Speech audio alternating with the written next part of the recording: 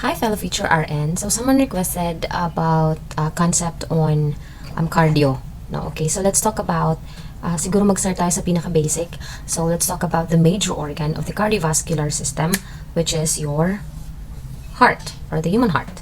Okay. The heart, of course, hindi ganyan ang totoong shape niyan. Later, meron tayong picture. The heart is approximately the size of a fist, and it sits in the middle of your chest, slightly to the left. Okay. Now, your heart pumps up blood throughout the body, carrying oxygen, nutrients. So it carries oxygen, nutrients, and other substances, and even waste products all throughout the body. The heart has 3 layers. So you have your pericardium, myocardium, and the endocardium. Okay, when you hear the word cardium, cardiac, it pertains to the heart. Okay, and when you hear the word, peri means, diba, like surround or around something. So pericardium is the outer layer of the heart. Okay, now the word myo or the prefix myo pertains to the muscle. So the muscle part or the muscle layer of the heart is the myocardium. And then endo, of course, means inner or inside. So the endocardium is the inner layer of your heart. So, when you hear, like for example, yun ang diagnosis ng patient, ay meron daw siyang pericarditis, myocarditis, or endocarditis. So, alam mo na kung aling layer, aling part ng heart ang inflamed. Okay? Now, let's talk about the parts of the heart. Para mas easier sa atin later na i-trace ang blood flow to the heart, let's familiarize ourselves with the anatomy of the heart. So, I have here a picture, yung walang label, so let's label them up together. The heart has 4 chambers. 1, 2, 3, 4. So, the upper chambers, so imagine mo there's a box. Hatiin mo siya sa dalawa. The upper chambers are your atria, and the lower chambers are the ventricles. So, let's further divide them into right and left. So, let's put a line here. This is your right side of the heart, and this is the left side of the heart. So, kung papangalanan natin ang parts, so this is the atrium, right? And this is on the right side. So, this is your right atrium. And ano yung nasa baba ng atrium? Ventricle. And this is your right ventricle. Okay, so let's move on sa kabilang part. So this is your left atrium. And this will be your left ventricle. Okay. So in between your atrium and your ventricle, there is a valve.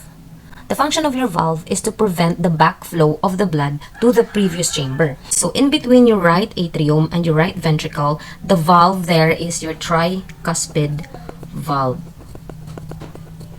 Okay. Tinawag siyang tricuspid valve kasi ang flaps niya, if you look closer sa kanyang anatomy, yung flaps niya ay 3. Okay, kaya siya tricuspid valve. Okay, in between naman sa ating left atrium and left ventricle, there's also a valve, of course, and that is your bicuspid valve naman kasi dalawa lang yung kanyang flaps, or this is also known as your mitral valve. Actually, sa ibang mga sources, ang ginagamit talaga is your mitral valve. Remember, your tricuspid and your mitral valve is in between your atria and your ventricle. Kaya ang tawag din sa kanya ay your atrioventricular valves, or your AV valves. And the closure of these valves creates your first heart sound, which is your lub sound.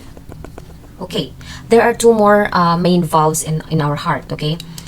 Ang mga valves naman na yon ay in between your ventricles. Okay, so here, let's start. Between the right ventricle, this is your pulmonary artery. So, ang blood from the right ventricle, pupunta na yan ng lungs. So, dadaan yan ng pulmonary artery. So, between your right ventricle to your pulmonary artery, there's also a valve to prevent the backflow of the blood. And the valve here is, dahil papunta siya ng lungs, pupunta siya ng pulmonary artery. Yes, ang tawag sa valve na yan is your pulmonic valve. Okay. Dito naman sa left ventricle, ang blood from the left ventricle will be pumped all throughout the body to the systemic circulation. Dadaan yan ng aorta. Okay, and there's a valve there between your left ventricle to the aorta. Dahil papunta siya ng aorta, ang valve dyan is your aortic valve. Okay, ang tawag naman sa ating aortic valve and pulmonic valve is your semilunar valves. Dahil daw, yung kanyang shape ay parang half moon. Okay, and the closure of the semilunar valves creates your second heart sound, which is your dub. So your heart sound is like lub dub, lub dub. Let's name the other part. So this will be your, so the heart from down, so this will be your pulmonary vein. So wag malito sa pulmonary artery and pulmonary vein. Later when we trace the blood flow to the heart, I'll teach you a trick to remember. And this will be our aorta. And of course the blood going to the heart is from the superior vena cava or the SVC. Actually, meron pa tong isa sa baba. Okay, lagyan natin dito. Wala lang sa illustration. So, ito siya. Yan tong itsura niya. This is your inferior vena cava. This one. Okay, so that is the basic parts, important parts of the heart para later mas madali nating maintindihan ang blood flow to the heart. Bye!